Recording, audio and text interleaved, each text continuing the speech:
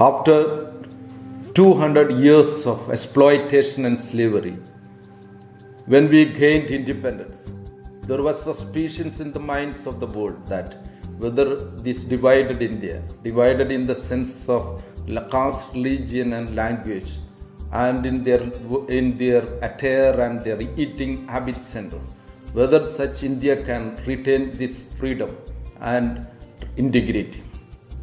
Now we have proved that after 74 years of independence, we have proved that India has become more stronger, more united, and more powerful in the world. India is the fifth largest economy in the world. India is the largest democracy in the world. India is an example to democracy in the rest of the world. And in India, when we transfer the power, there is no violence at all. It's a very smooth. We have seen in the recent past that one of the largest democracies of the world, which has faced, strongest democracy has faced a lot of chaos when power transfer was taking place. And nothing as such sort has happened in India last 74 years. So, and moreover, not only in the democracy, we have an independent judiciary, we have an independent press. These are the greatest assets of India. It's the greatest contribution of Indians over last 74 years. And not only in that field, in economics, in politics, in health and education, India's achievement is remarkable over last 74 years. At the time of India attained independence in 1947, the people below the poverty line was 90%. 90% Indians were not able to meet both the ends. Now it has reduced to 26%. We know that India has to work more to lift this our fellow being also from below the poverty line into an affluent life. At the time of independence in 1947, the total literate people in India was just 26%. Now it is 82%.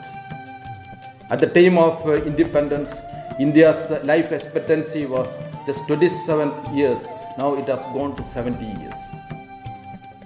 And in many other economic fields, India is one of the largest producer of milk, second largest producer of rice and wheat.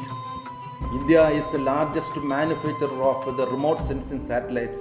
Many advanced nations are seeking India's assistance to launch their satellites in the orbit at a cheaper rate. Mangalyaan and Chandrayaan has proved that India is nothing second to any other nation in the world.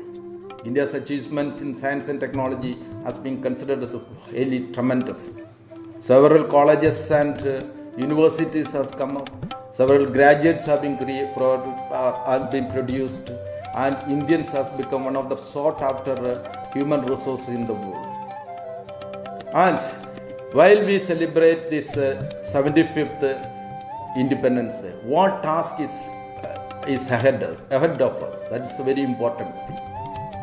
We the India, now we are stabilized, we have achieved certain economic progress, and we have become more powerful in the world. India has set models in certain things. Now the target is that to make India great, and by 2030 the most powerful country in the world. The greatest asset as far as India is concerned, it's human resources. Here, in earlier, that's the power of arms, the power of metal and minerals, the resources of oils. Now, new age, it was being considered the data as the greatest minefield. But the true strength and resources of any country, it's human resources. India is a country of 138 crore people, out of which more than 50% of Indians are below 25 years. 40 crore people are below the age of 40.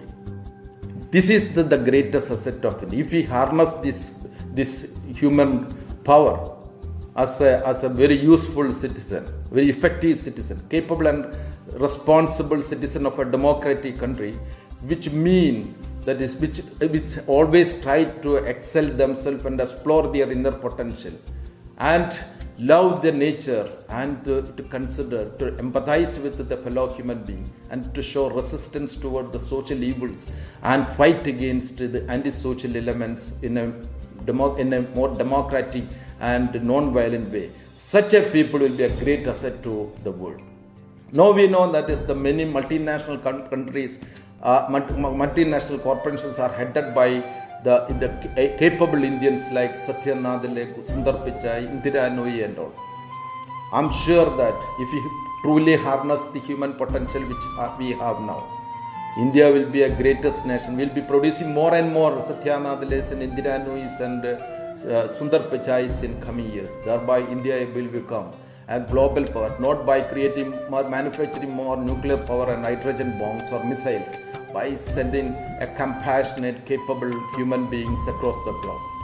That trend has been already started. I know personally that some of our experiences in Kerala, that is through the student police cadet program. Some children have shown extreme exemplary deeds in their day-to-day works. One girl called Surya, in her home, a group of Maoist, left-oriented Maoist armed gangs visited for food in the late night. That this young girl of 8 years standard challenged that team and identified and shown that are you not Sundari as a sought after anti-national element in the country. Within a second, this team vanished. One girl called Anshita, she happened to hear that one aged people are suffering because they don't have a safe potable drinking water. She didn't think about anything else. She found that is her ring, gold ring, which has been gifted by his parents. She sold it and mobilized a few youngsters like her and made her all effort to ensure that potable drinking water has been provided. One boy called Aslam, when he has seen that is bullying in his school, he mobilized through social media entire his schoolmates and fought against it.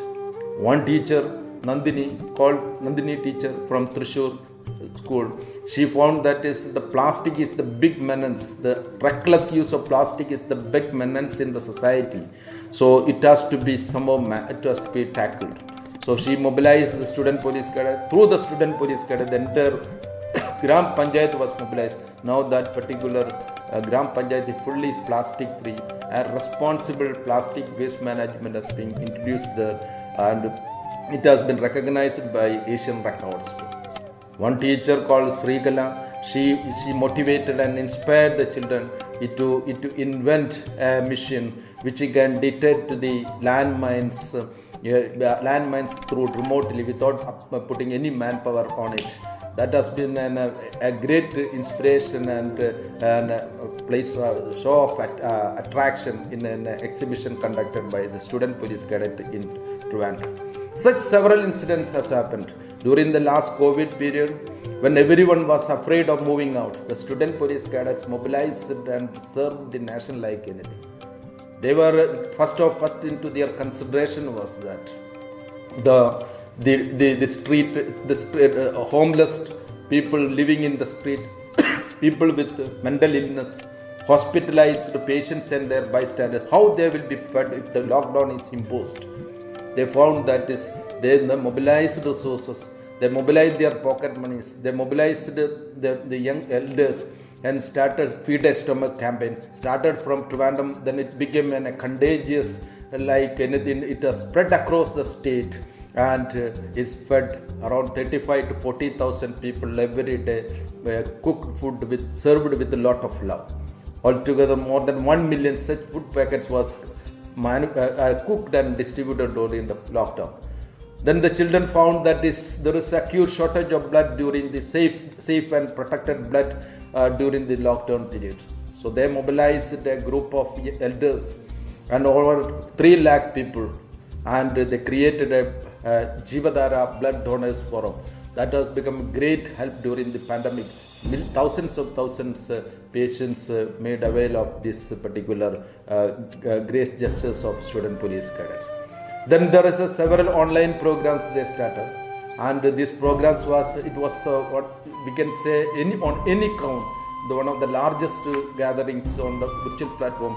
Every program, more than 4 to 5 people used to attend, and it has crossed almost 60 such episodes, 60 weeks. There was it's a most admirable thing that then we have seen that. That we generally we are in the forefront in recognizing the services of doctors, nurses, and police officers, police team. They are the COVID warriors. But there are some unsung heroes. Without their service, the COVID management would not have been so successful. Let us please think about a case that is a hospital, the sanitation workers of COVID hospitals. If they have not worked for a day, what would have been the situation? Such a dangerous material they were handling without any fear for the sake of the humanity.